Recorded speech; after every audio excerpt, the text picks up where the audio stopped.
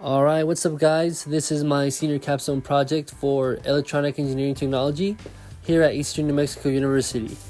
For this project, I designed and built a laser alarm and police siren circuit. Before presenting this, I would like to give thanks to Dr. Allamehzadeh for his help and counsel throughout this project.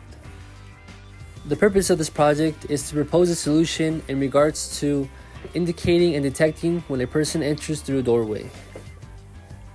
By detecting and indicating when a person enters through a doorway, room capacity limits and area restrictions can be enforced. Alright, so on the screen we have the whole circuit design for this project. On the very left we have a voltage comparator.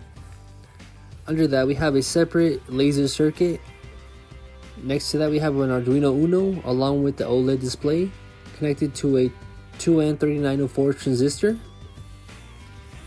We also have a relay, and then we have two 555 timers along with the 8 ohm speaker. After this point, I will be using captions to better explain how this circuit works.